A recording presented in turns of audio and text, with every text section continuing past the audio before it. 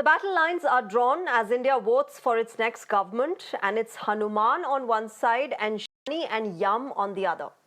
Let me tell you what I'm telling about. Karnataka Congress leaders are upping the ante against Prime Minister Modi and lowering the political discourse further, after former Karnataka Assembly Speaker Ramesh Kumar called the Prime Minister Shani affecting the country.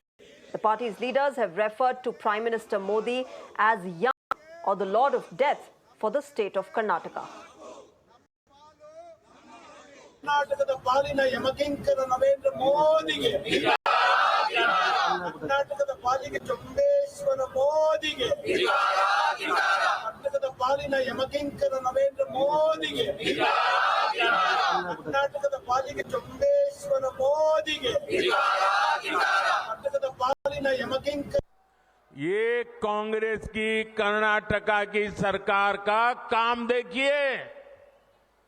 अपनी छोटी सी दुकान में एक गरीब आदमी भक्ति भाव से हनुमान जी का स्मरण करते हुए हनुमान चालीसा सुन रहा था, उसको लहू लहान कर दिया गया।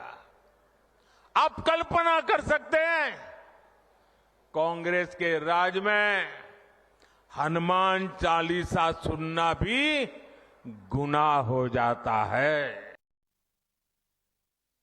All right, my colleague Deepak is joining us with more details on this. Deepak, what a day to actually rake up Hanuman and Hanuman Chalisa. You know, we are celebrating Hanuman Jayanti today. But this political war of words clearly intensifying ahead of phase 2 of the Lok Sabha elections. Get us more details of how it's been panning out in the state.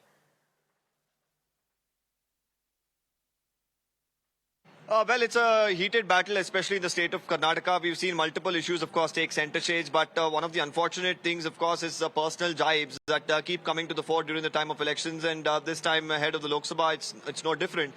From the Speaker, Mr.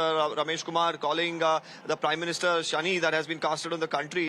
Now today, while they were raising slogans against the Prime Minister, also referring to him as Yama, we've seen the political discourse, of course, stoop to different lows as far as pot shots at each other, various pot shots at the Congress has been taking at the BJP and the BJP intern at the Congress, while the Congress, of course, maintains that the BJP is coming into the state with empty promises. The Prime Minister is making just empty promises, nothing really to show in terms of work that has been done, funds for the state, relief for, the droughted farmers. Nothing of this sort is really reaching the people, but the BJP is making just polarizing statements, trying to make use of, the sensitive matters like the murder that happened in Hubli.